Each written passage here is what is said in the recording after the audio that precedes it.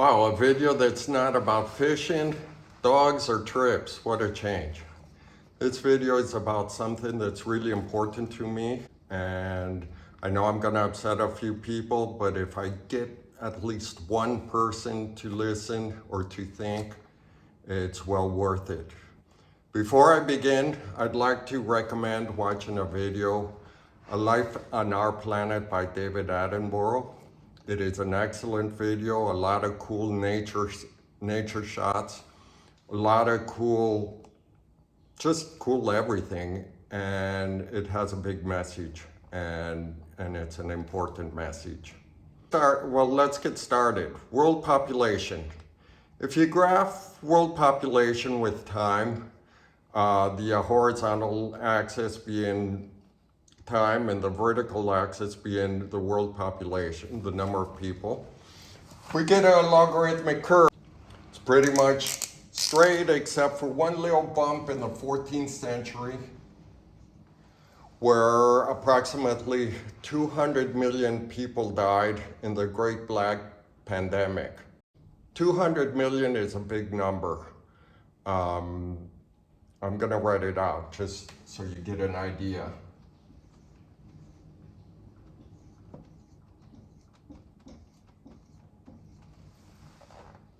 Big number.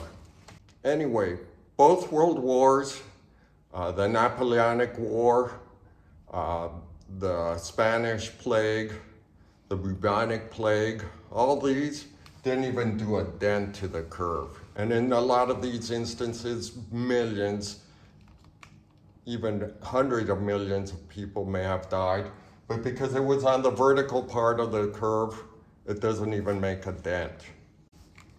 Our home, the little blue planet, our little blue marble called Earth, is a finite area.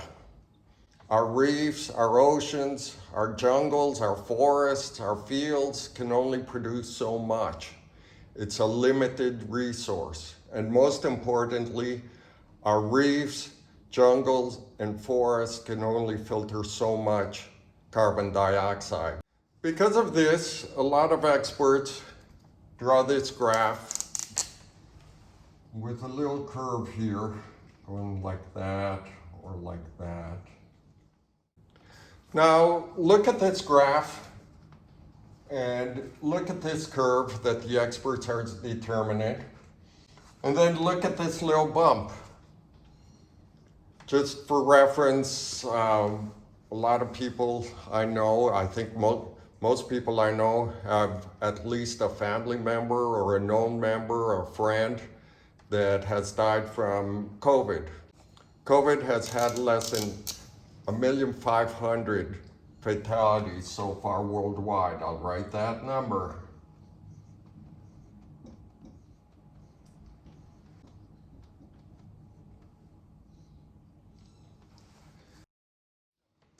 A lot of people can't grasp the difference of these numbers, but let's put it this way. What can you buy with $1.50 and what can you buy with $200? Big difference. So this changing graph represents billions of people, not millions, billions of people. Most of us don't know what a billion is. We have no idea what a billion is. I don't. All I know is that Bill Gates and Elon Musk are worth several $billion. But here, the experts are telling us that more than 2 billion people will die. Just to compare it with these numbers, I'm gonna write it out.